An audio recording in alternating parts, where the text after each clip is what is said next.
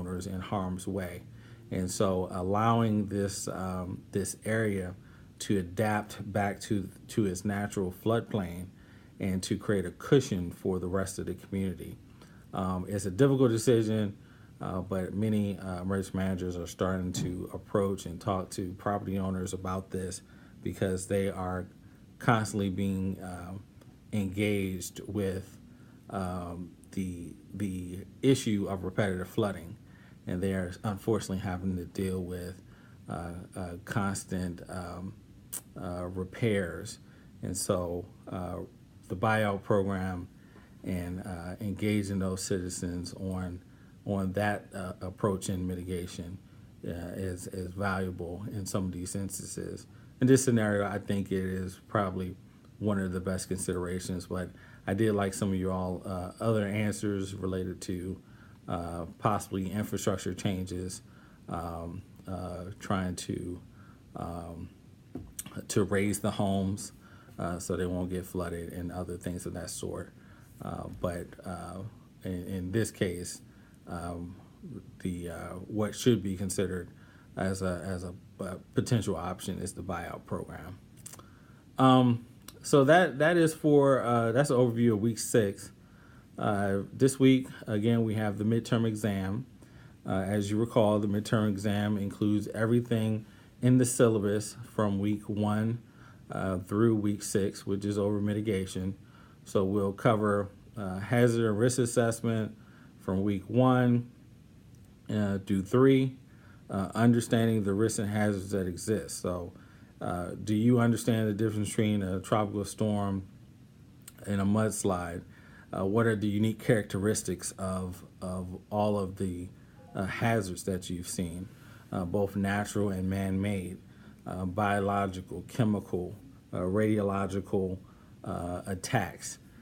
What are the unique characteristics of all of those? So you should be able to understand that. You should be able to understand the core responsibilities of the role of the emergency manager. That was from the video, The Essential Emergency Manager.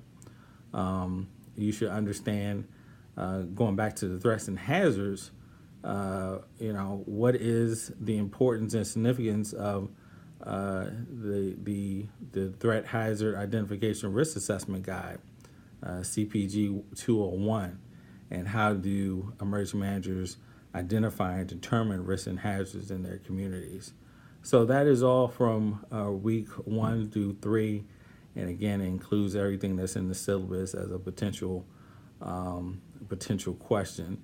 The question types will be short answer, fill in the blank, multiple choice, true, false, and then I will have a brief written memo requirement at the end of the exam, and I'll get more into that here shortly.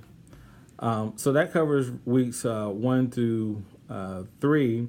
Then we started with planning.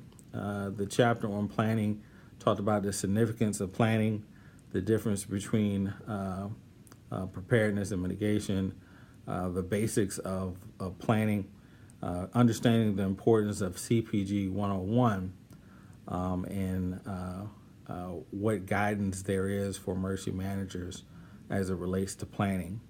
It's important to also review again the interview with Donna Pletch. Part of what she provided will be presented in the test. And also looking at the Commonwealth of Virginia Emergency Operation Plan.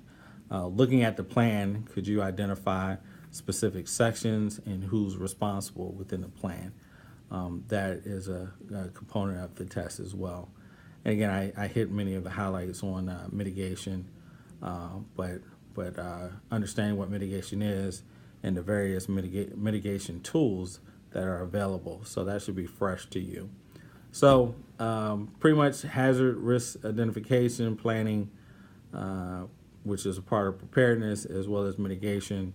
There's a couple of videos that you had over the course of this first half of the semester that is a component of this as well. So please review that. Again, this is an open book midterm exam. You'll get about 4 or 5 days to complete it. I release the exam no later than Wednesday. You'll have until Sunday to complete it. At the end of the exam, you'll be required to do a memo. The memo will be worth approximately about 15 to 20% of the grade. The memo will outline a scenario specific to our reading related to preparedness, mitigation, and planning. And you'll be asked to use the reading to suggest a course of action for, again, me, who I'll be the city manager. I do have some resources and course documents to explain how to write a memo. You might want to check out some tools online as well. The important thing that I always say is a memo is not a letter. So you should not be starting off a memo with "Dear, Mr. Brown." You should structure the memo with the to and the from and the date and the title of the subject. And you, as an expert, you're speaking in third person, and you're recommending specific action, and you're citing the basis for why you're making your recommendation. So look over those tools for how to write a memo, and you should be able to put together your thoughts in a very clear and concise manner. And I'll request a 1 to 2 page memo to go along with this exam. So that's pretty much it. Again, if you've kept up with the reading, you should do very well. Take your time, read each question carefully, and you should do well.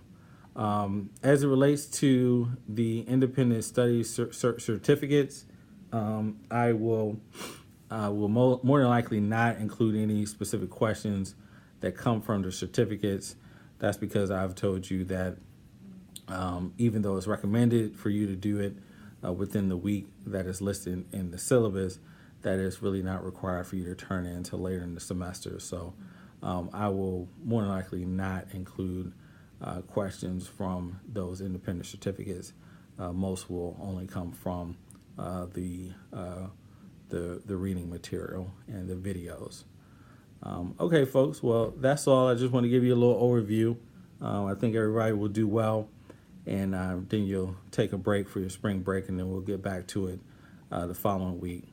Again, I plan on releasing the midterm no later than Wednesday. My